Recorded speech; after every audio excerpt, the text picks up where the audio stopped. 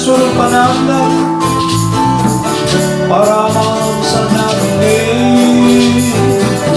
Gora Karuna Swarupaya, Radha Krishna Prestaya Te.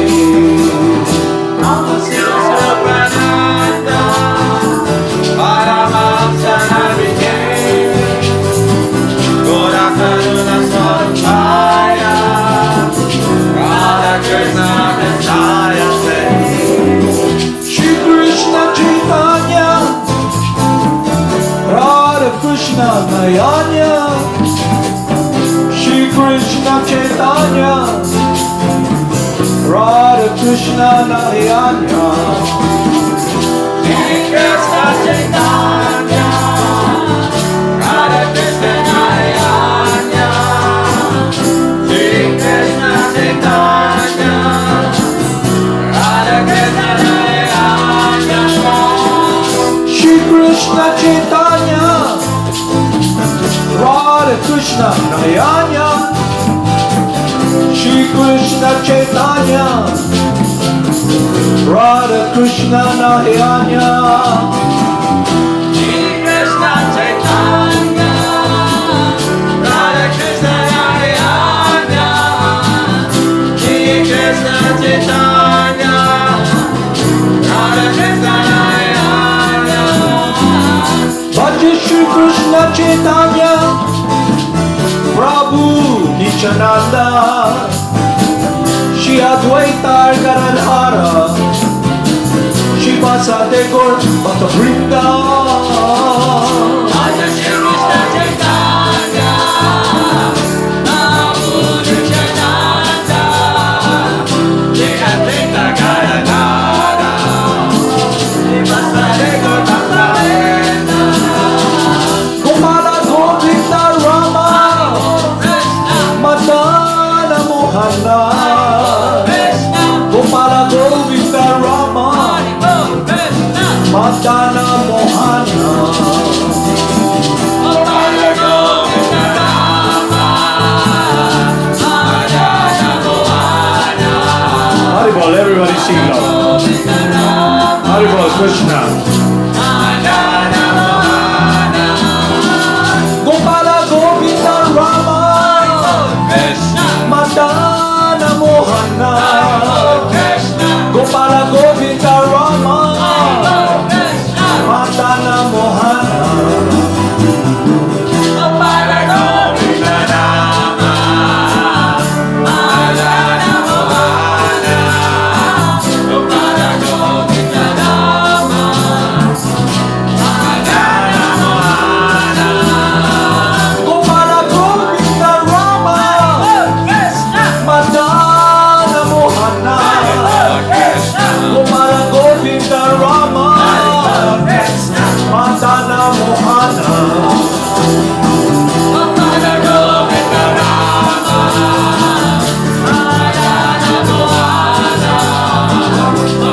Govinda Rama, Madana Mohana, Gopala Govinda Rama, Madana Mohana, Gopala Govinda Rama, Madana Mohana, Gopala Govinda Rama, Madana Mohana,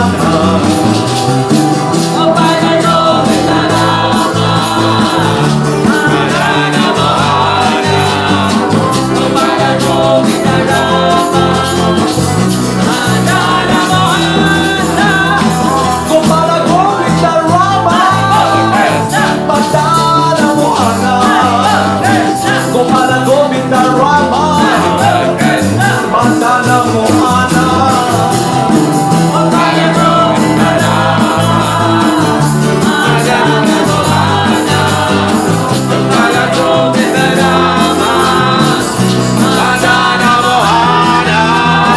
Gopala Govinda Rama, Madana Mohana, Gopala Govinda Rama, Madana Mohana, Gopala Govinda Rama, Madana Mohana,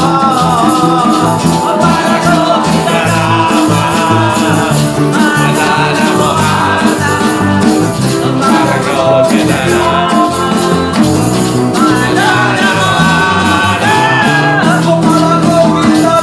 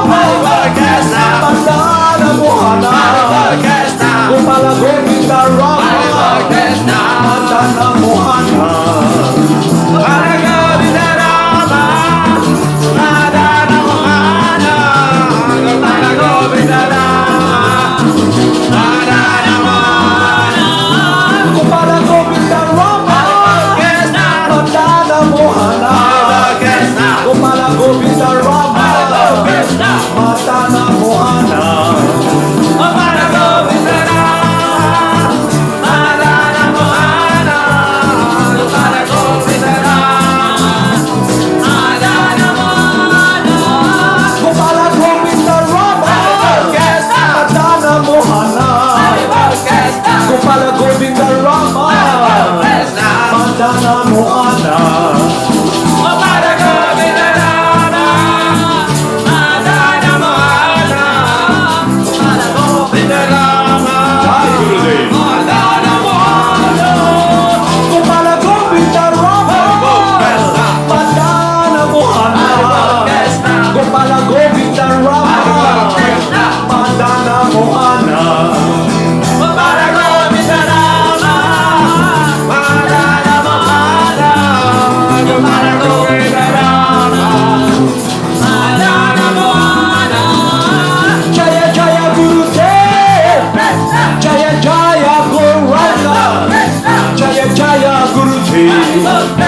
Jaya Jaya Goranga.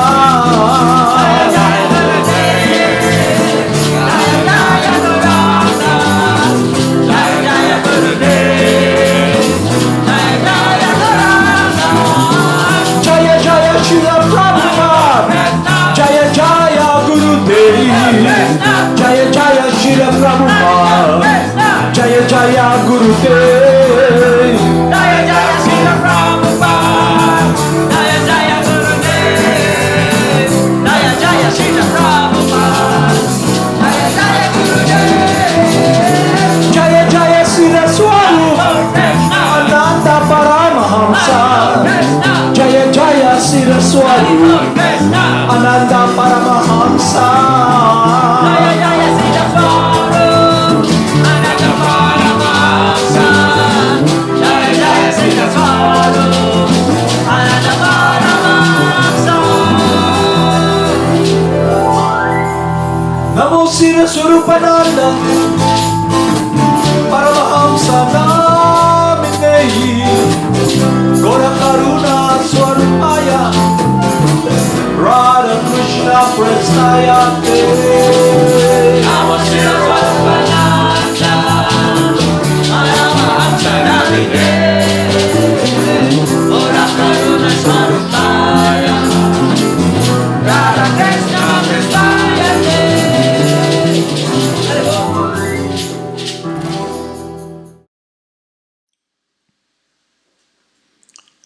So the disease that covers us, that has inflicted or has this effect upon us is materialism.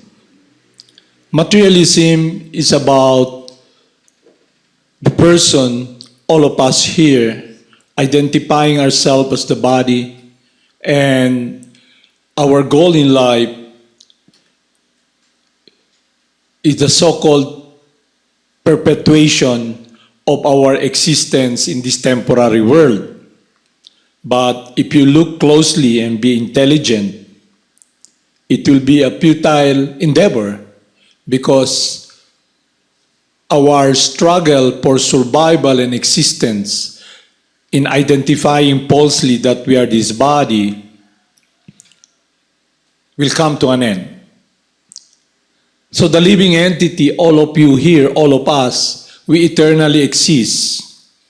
And to be cured from this materialism or the disease of materialism, which is the false ego or false bodily identification and trying to pursue a goal that is based upon controlling or imitation Lord, will not help us achieve what we're longing for. So, previously in our discussion, I'd like to read here something that has been an impediment or what blocks us or covers us is this ignorance of our true transcendental nature. So in Bhagavad Gita, Lord Krishna tells Arjuna, some look at the soul as amazing. Some describe him as amazing.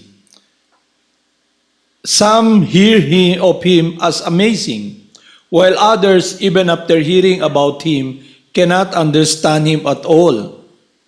So, it is important that we are able to comprehend and understand and realize our true transcendental nature.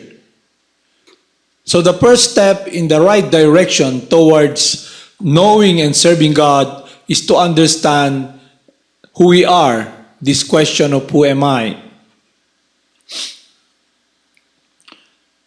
So in this age of quarrel and confusion, where everyone is blinded by ignorance through the influence of materialism,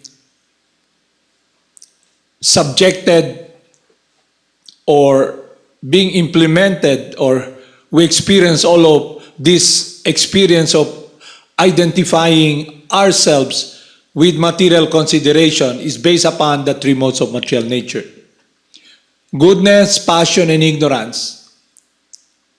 So the meditation or the focus of someone who is so much diseased or covered is that his focus is centered around or directed upon trying to fulfill his longing for happiness, security through the senses, by gathering or garnering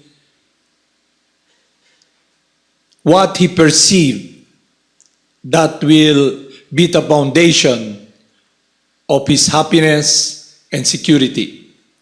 So all of us here, we're struggling to survive, but our direction has been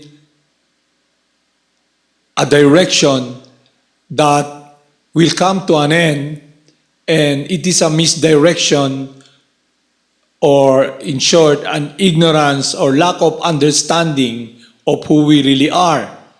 So to understand and be able to realize and experience life, we must be in this realization of our true transcendental nature, because materialism is simply a focus and an endeavor in meditation upon dead matter.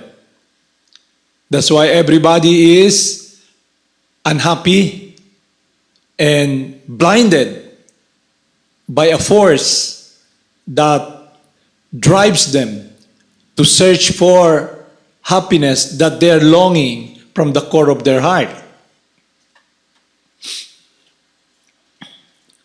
So it is very important that the process that one must learn and understand must be based upon absolute and transcendental science that is eternal. So what we have been exposed in this material world, the conditioning, is all temporary. So the living entity who is eternal by nature struggles so hard to accumulate, to gather material things, to find a niche in this material world. And in the end, he leaves his body or her body.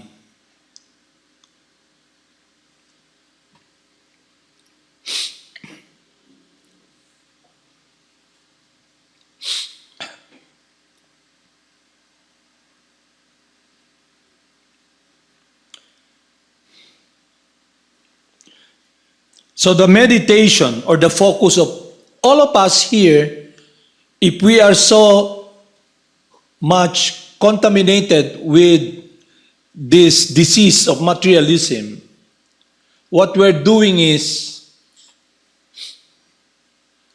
we use our senses and focus it upon this world to control this world, material energy, according to our capacity, limited capacity.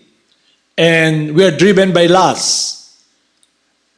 The love, the search for happiness, this affection that should be loving the Supreme Person, our affection or our heart, our meditation is now directed upon this temporary world.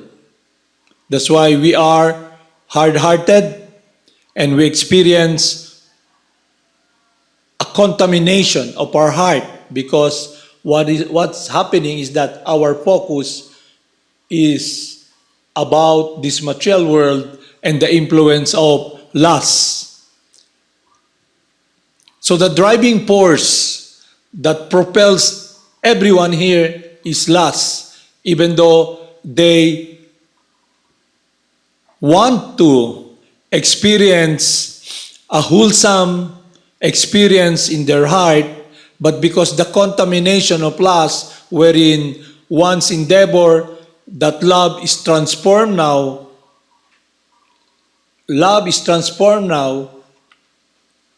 in search to be fulfilled, to experience this fullness in this material world, a different energy. So the living entity, us, should be awakened. We should be awake. That's why the spiritual master, His Divine Grace, Bhaktivinoda Thakur, he prays, he tells us, wake up, spirit soul, wake up. You have been sleeping in the lap of Maya and it has caused you so much pain and unhappiness. Wake up, spirit soul, wake up, spirit soul. But how can we wake up when our conditioning, our activities is based upon a meditation upon this dead world? So the experience we did experience through this conditioning is what we have learned from school, from the environment, and it has influenced us so much, and the influence of the modes of material nature has a great effect upon our consciousness. So goodness, passion, and ignorance, we must transcend it. We must come to the point wherein we have no material consideration. It is freedom from materialism. How can we do that when we are so insignificant that this longing to be free seems impossible by our own power? So there is a process that is different from what we have been conditioned, what we have perceived through our imperfect senses, to our limited senses, and our condition wherein we are always in illusion and we are always engaged in cheating.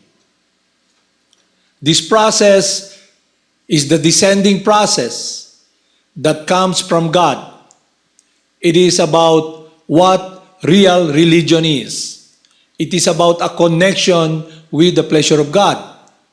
So the Supreme Person descends to this material world. He descends, coming down through this line of saintly person, the descending process. And in this age of Kali Yuga, the living entities like us who have been so much engrossed can now meditate and focus upon the Supreme Purifier, the Supreme Person, and connect our heart, our life, into what we're always longing. That's why if you are intelligent, they always tell you survival of the fittest. Survival of the fittest. So you can see everybody trying to have a healthy body, to live eternally in the body, jog, they're running from death. But in the end, the body dies and you leave the body. You're separated from the body. So with this understanding of your true identity, you can now understand that you are eternal and you are just the driver in this body. You are the witness watching the changes of the body. And when time comes, you leave this body, you'll continually exist. You are the seer, the person who's watching. So there is a story here wherein there's this person who is very fortunate to come in association with the representative of God. But the problem is, he's so much influenced by lust. So, his outlook is more on envy, anger, frustration, which is driven by lust and anger. So, he was given this mercy by Lord Chaitanya through arrangement that he is in association with the devotees. So, our problem is that our focus is influenced by the modes of material nature, and the driving force is lust. And Lord Krishna tells us, the enemy is situated in the mind. It is lust, anger, and greed. So when a person identifies himself as matter, he experiences this driving force directed upon this material world. His love, his focus will be directed upon this world in a perverted way, because you are a different energy from matter and you're trying to find fulfillment in something that is different from you. So you must, that's why lately we discuss, stop first and see where you're heading. Where am I heading in my struggle for survival? Do I have real security? When will it end? Everybody knows it already. It will come to an end. Your struggle to control and be surviving in this body eternally. You will leave the body. But how come it's very hard to discipline, to focus our life and engage in austerity and sacrifice? Why is it like that? Because we are not experiencing a higher taste, because we are not able to come in contact with the Supreme Purifier. But in Kali Yuga, the Supreme Person comes as the sound, incarnating as the sound, the Supreme Purifier coming from the lips of His pure loving servant that will purify us from this ignorance and material disease. It will connect us with what we're longing for, what we're seeking, and it is about what is in the core of our heart, loving and serving. So real religion is about coming in contact with the transcendental science through the mercy of God. And it's about what is inseparable from us, rendering loving service. And now, the disease that has covered us, materialism, we are not able to taste the sweetness of rendering loving, pure loving service to the Supreme Person. That's why in the Christian teaching, the foremost commandment is to love the Supreme Person. Love the Father with thy whole heart, thy whole mind, thy whole being. But we take it for granted. Our meditation and focus is upon this world. And if you look closely, it's already decided. This is the planet of death. The rising and the setting of the sun decreases one's life duration in this body.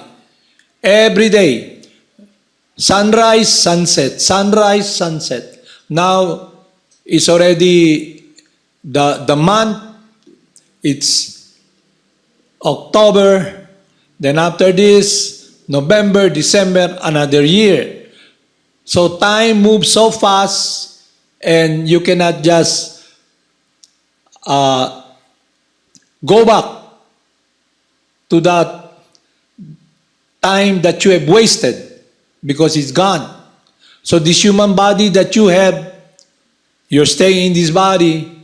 If you're not able to take advantage of this wisdom, then you will not be able to solve the problem that you are facing, the struggle for survival. And what is a survival that you're struggling for? It's about economic development. If you don't eat, you die. It's all connected to this body. Everybody's like that. We have to work hard. We have to work hard, because if we don't have food to eat, we will die. but nobody dies. You'll exist eternally. So we must be with wisdom where we should be directing our lives, where we should be existing. So it's natural to take care of this body. We must be responsible to work for the upkeep of this body. We're not saying you don't need to work, but this consciousness of trying to be sheltered through this wrong idea or ignorance about your true eternal identity in the struggle for survival, if your impulse bodily identification, then you are a failure. You have seen in history so many individuals, they want to live eternally in the body, but because it's nature arrangement that you'll just simply pass from one body to another. The living entity passes from one body to another, from a child, from the ovary out, from a baby body to a young boy's body, to a young man's body, to a middle-aged body, and then to an old-age body, then you leave the body. We are shackled by this body because our meditation has been a focus upon this material world, which is the disease of materialism, and enhanced by the three modes of material nature. This false ego must be cut to the root. False ego means not your true identity. Look closely, you sit down, you work very hard, you struggle very hard. How come nobody is really in a situation wherein they're very secure? Nobody. Even you ask those individuals who have so much. That's why yesterday our discussion was about the living entity who is now who falls down in this quicksand. And then the more he's pulled down, the more he's covered. So the more your focus and meditation is upon this material world, it's like a quicksand. You're there. You cannot get out.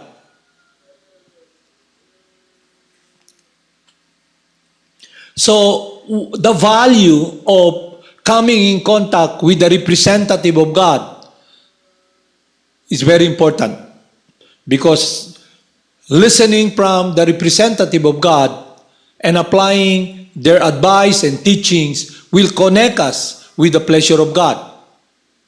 So when you understand the transcendental nature of what spiritual life is, what is transcendental, a different energy from this material energy, then you can appreciate how fortunate we are to come in contact with the holy names of God coming from the representative of God, because it will be our salvation, it will be our connection with what we're longing for.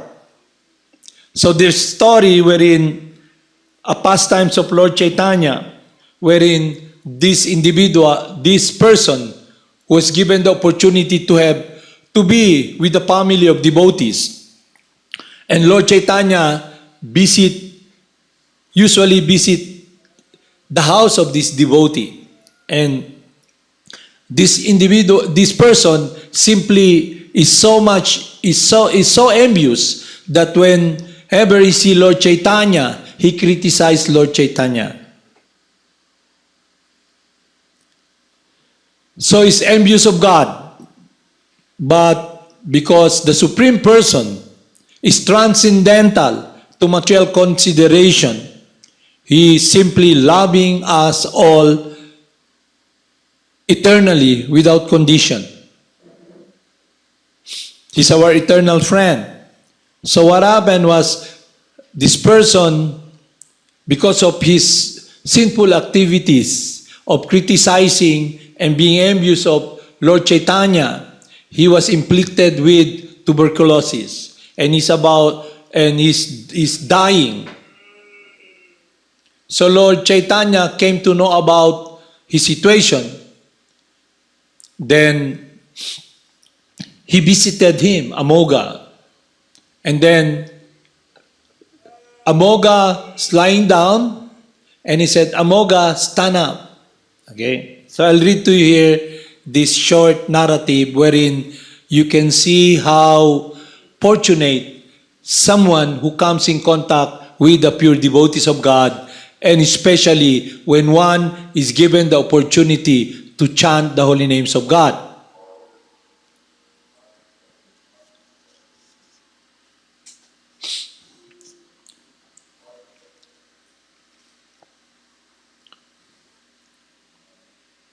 So due to his sinful activities, due to his criticizing Lord Chaitanya, envious of Lord Chaitanya, this is what happened. This is what scripture states. When a person mistreats great soul, his lifespan, opulence, reputation, religion, possession, and good fortune are all destroyed. This is what happened to Hiranyakashipu. This is what happened to Kamsa. Because they mistreat the devotees of God, they're envious of God. What happened? All the things that they garnered is taken away from them.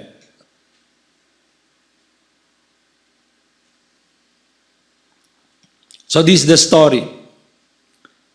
When Amoga got inflicted with tuberculosis, at this time, Gopinath Acharya went to see Sri Chaitanya Mahaprabhu, and the Lord asked him about the events taking place in Sarvabhauma Bhattacharya's house. These devotees are all confidential loving servant of Lord Chaitanya.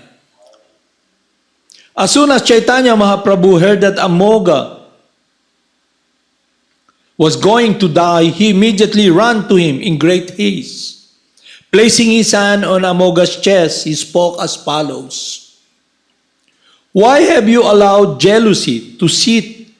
He tells Amoga, the heart of a Brahmana, because Amoga is a Brahmana. He's in the mode of goodness. But being in the mode of goodness is considered still contamination of materialism, because it is about the influence of goodness.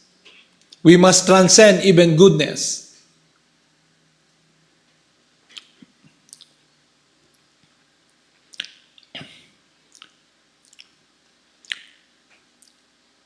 The heart of a Brahmana is by nature very clean. Therefore, it is proper place for Krishna to sit. Why have you allowed jealousy to sit here also? Because of this, you have become like a Chandala, the lowest of men, and you have contaminated the most purified place, your heart.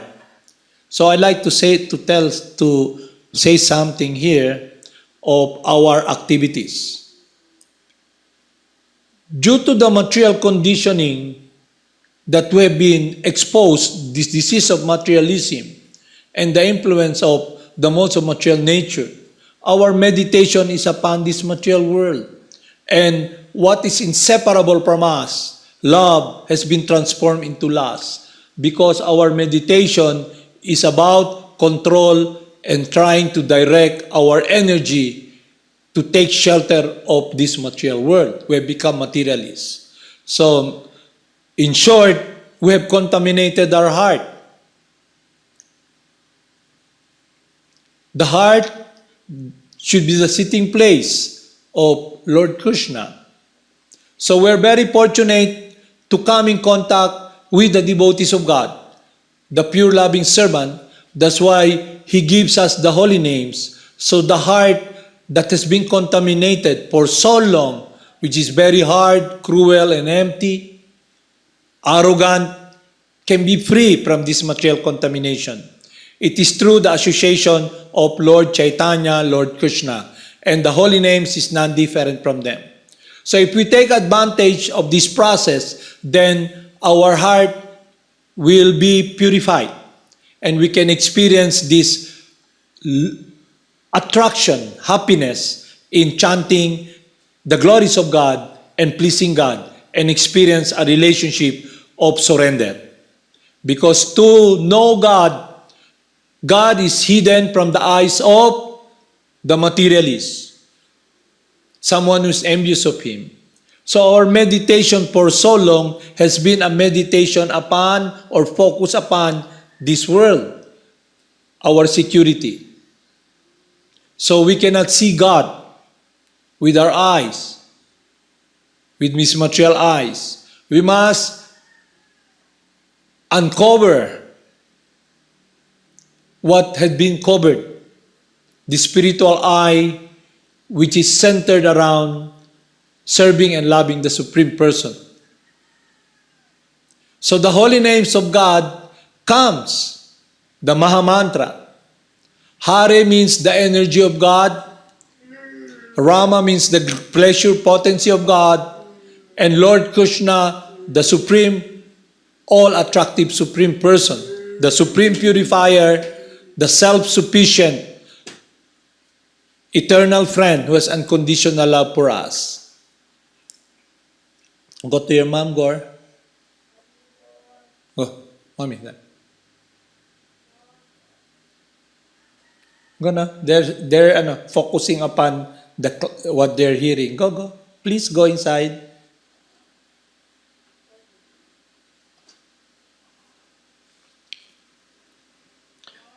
So now we have this choice. Will we focus upon this material world that will be our separation from what we're longing eternally, from the core of our heart, to experience pure loving service to the Supreme Person? And it is achievable through God Himself, the holy names, the Supreme Purifier.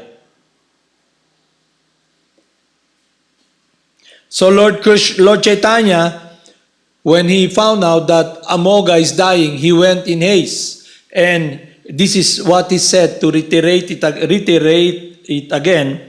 He said, "The heart of a Brahmana is by nature very clean. Therefore, it is proper place for Krishna to sit. However, due to the association of Sarvabhauma Bhattacharya, your contamination is now vanquished." Nawala. When a person's heart is cleansed of all contamination, he is able to chant the Maha Mantra Hare Krishna. So Lord Chaitanya is telling Amoga, the problem is your meditation is upon this material world. Why have you allowed jealousy to sit here? Also, because of this, you have become like a Chandala, the lowest of men, and you have also contaminated the most purified place, your heart. So we can check ourselves how we are separated from the Supreme Person when we are influenced by the three modes of material nature and a misdirection of our goal, of our focus, our awareness to be in harmony with what is natural for us, rendering loving service to the Supreme Person. So after talking to Amoga, Lord Chaitanya said, "Therefore, Amoga, get up and chant the Hare Krishna Maha Mantra. You do so, Krishna will unfailingly bestow mercy upon you." So, due to the mercy of Lord Krishna, we come in contact with His loving representative, who is always in loving, unflinching activities of pure devotional service. And he comes chanting the holy names. So we can hear and receive the holy names through oral reception that will purify our heart. So when we chant the holy names of Lord Krishna, the Supreme Purifier, it has the potency to purify our heart. Then our awareness now will be based upon our true transcendental nature as eternally the loving servant of God, and we begin to glide towards that happiness. And this world, our attraction to this world and the sensual pleasure becomes nil.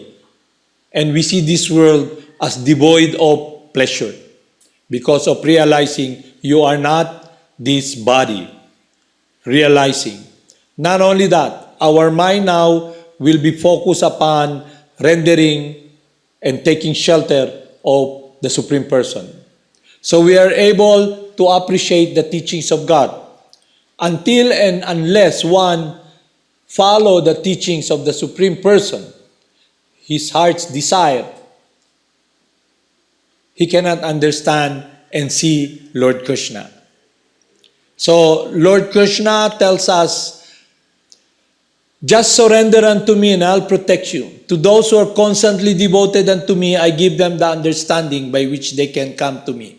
So back to the point, what should be our decision making, our focus? If our focus is simply being servant of the senses, dictated by or driven by lust, then God is not revealed to us. And how we'll be able to come to that point is when we chant the holy names and we come to this understanding of our true transcendental nature and an attitude of humility. We're feeling humbleness in our heart that we're lost. We don't have anyone to take shelter, and our struggle in this world is futile because nothing that we have garnered or what we have acquired can be taken by us, because at the time you leave this body, you leave everything behind. The body, the false ego, the extension of the false ego, the material friendship, perverted friendship, or perverted love, which is lust, will be what will make us or put us in a situation we cannot see Krishna. So Lord Krishna himself now tells us how we can see him. So if we follow his desire, his will, and chant the holy names, we can see him. We can be purified at heart, and this lust that has covered us, that we are now able to redirect the mind, and we are able to control the urge of the mind, because we do now understand that materialism is a dead end. Dead end, because your life, a different energy pa matter. So you look around and you look at yourself, what direction you are taking and what hinders you from achieving what Lord Chaitanya wanted us to achieve. Pure, unalloyed, loving service, unflinching, devotional service to the Supreme Person, wherein we are connected in harmony with the pleasure of God. So you can gauge or scale if you're making progress. If you're making progress, your attachment to this world becomes lesser and lesser, and your focus will be a direction to pray, to desire, to meditate, and to engage in activities that will make you very close to the will of God. And now, when you chant the holy names, it purifies your heart, because the meditation now is centered around or focused upon doing the will of God. So, you open that door, this kingdom, which has so many doors, the senses, okay? You open that to a process that will purify the heart. It begins with the science of devotional service. Hearing, chanting the glories of God, surrendering to God, praying to God, offering one's life to God, making friends with God. So Lord Krishna, Lord Chaitanya, our spiritual master, He's initiating, making a move to befriend us So the question now is, will we be his friend? So what drives a person not to befriend Krishna? It is lust. It is the driving force that takes away our intelligence, because we are so frustrated, we become angry. And we are now focused upon this envy, jealousy, greed. We become so much immersed and we drown, not from the ocean of misery, but from this sinkhole,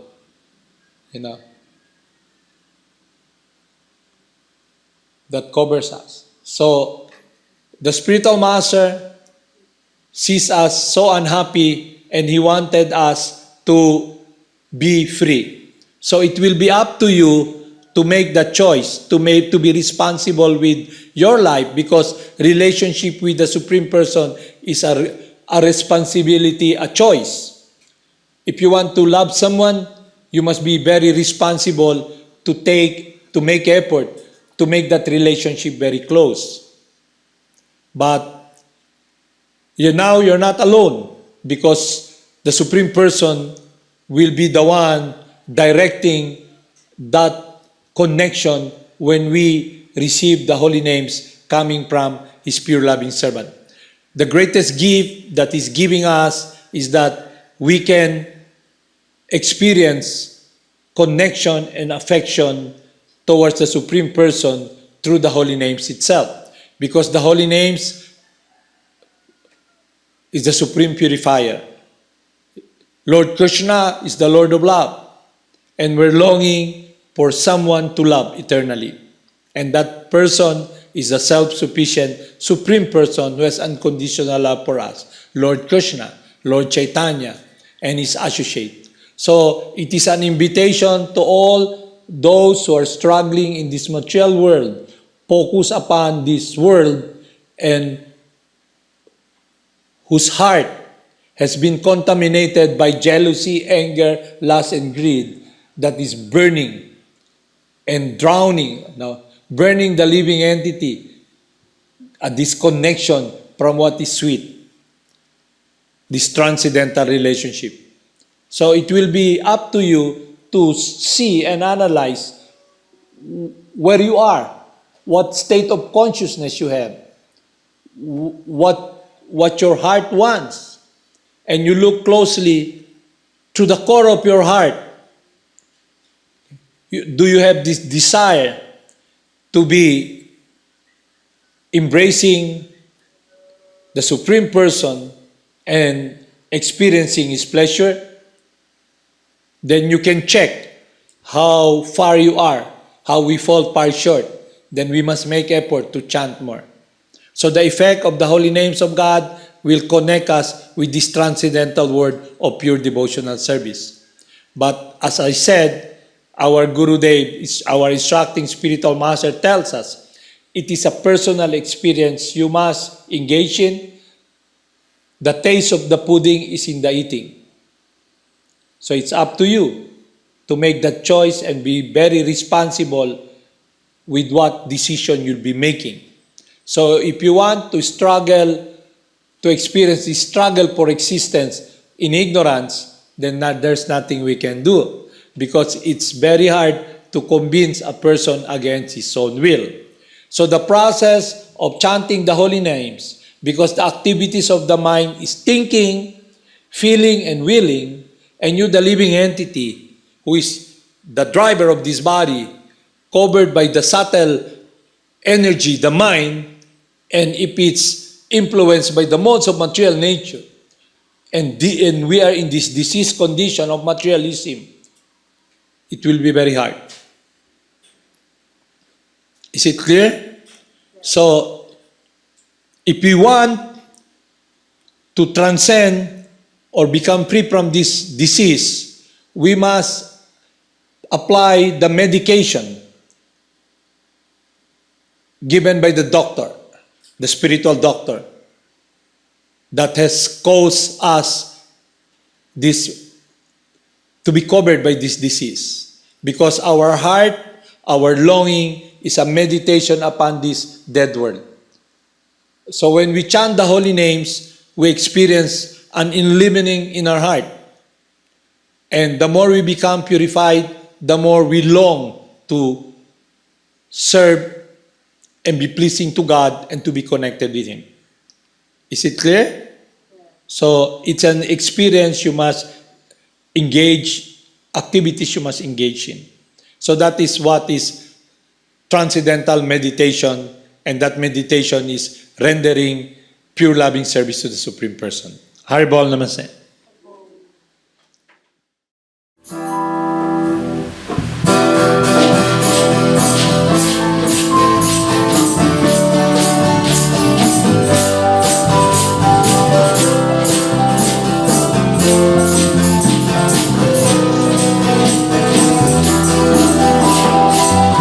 Namo Siddhaswarupananda,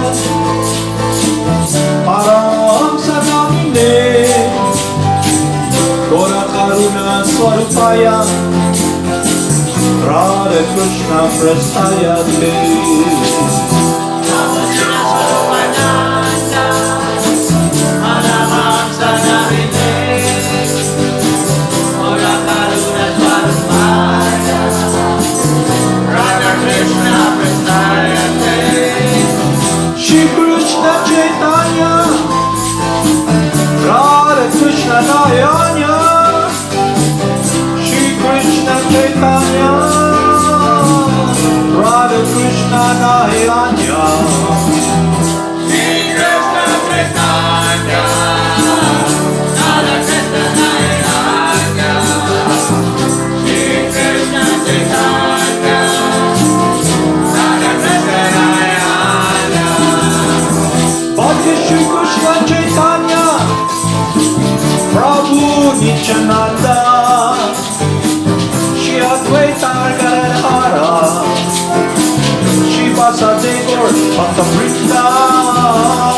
Bhakti Shri Krishna Chaitanya, Prabhu Nityananda, Shri Advaita Gadadhara, Haribol Nitai Gaur, Shri Vasudeva Bhakta Vrinda. Gopala Govinda Rama, Madana Mohana, Gopala Govinda Rama, Madana Mohana, Gopala Govinda Rama, Madana Mohana, Gopala Govinda Rama, Madana Mohana. Gopala Govinda Rama, Madana Mohana, Gopala Govinda Rama, Madana Mohana. Everybody sing loud. Haribol. Gopala Govinda Rama, Madana Mohana, Gopala Govinda Rama, Madana Mohana.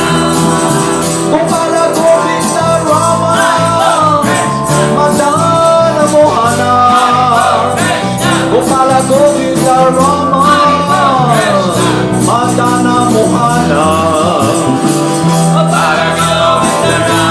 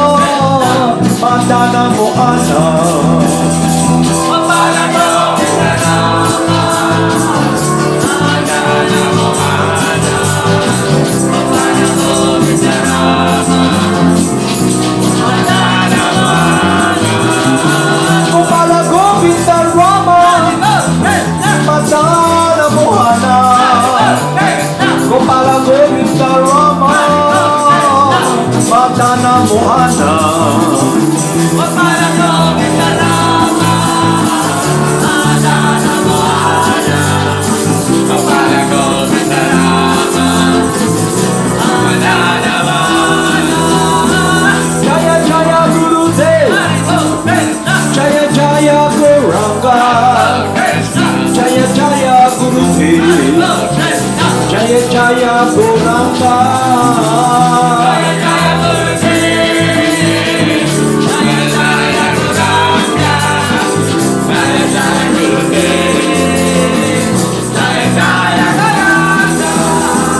Jaya Jaya Srila Prabhupada.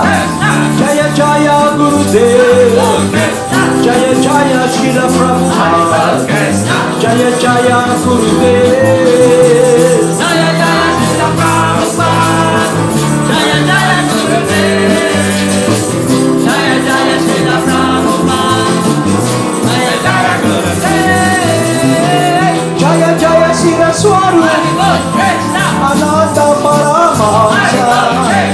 Jaya Jaya Siddhaswarupananda Paramahamsa. Jaya Jaya Siddhaswarupananda Paramahamsa. Jaya Jaya Siddhaswarupananda Paramahamsa. Namo Siddhaswarupananda Paramahamsa Namine Gora Karuna Swarupaya Radha Krishna Prestaya Te Namo Siddhaswarupananda